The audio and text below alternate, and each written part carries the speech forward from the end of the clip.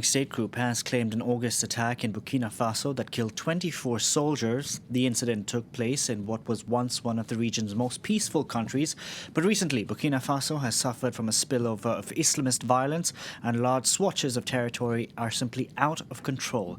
For more on this story, we can bring in France 24's expert on jihadi movements, Wasim Nasser. Good afternoon, Wasim. Good afternoon. Do we believe this claim from the Islamic State group? Well, actually, we can, even though it came a month later, because many people at the time, so in August, thought it was Al-Qaeda that was responsible. But after asking the question directly to Al-Qaeda, they said they didn't know, that they weren't responsible. And then we had many elements to add up on this, because we know, like 10 days ago, there was another attack in Inata where the military were killed in a way which makes us think that it's mostly the Islamic State jihadis that were into action.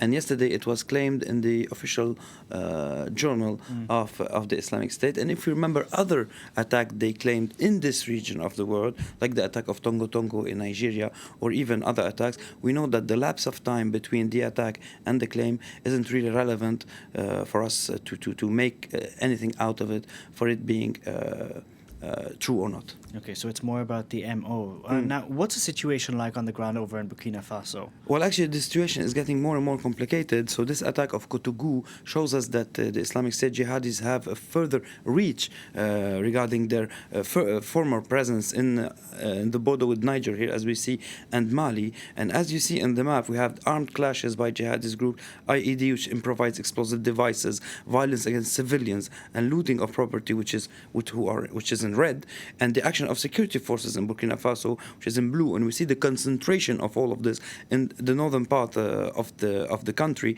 And we know that Al-Qaeda acted there with its group JNIM, Jamaat Nusrat al-Islam al-Muslimin, lately by attacking two barracks of soldiers of Burkina Faso in Nasumbu and Baraboulé. As we see, they are not next to each other, so it was a very complex attack that occurred there. It pushed the military to withdraw to the town of Djibo. And either Al-Qaeda with the JNIM or the Islamic State, they are threatening the Burkinabe government directly because of its implication in the G5 effort, so with France, but also accusing them of being corrupt and of playing the French plan for the region. But talk us about through what's happening in the region as a whole, because as you said, there is this military offensive to clamp down on jihadists who have been like roaming free, essentially. Exactly. Since 2013, the situation is getting worse and worse.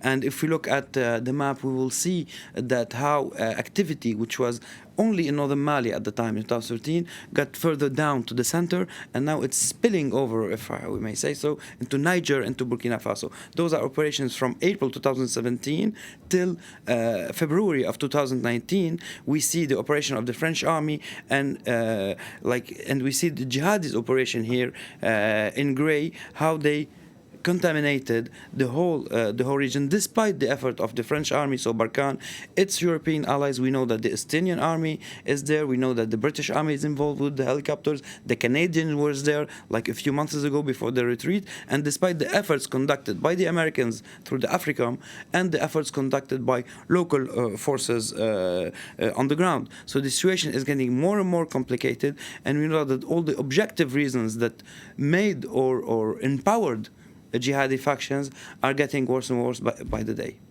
Okay. Wasim, thank you very much for that.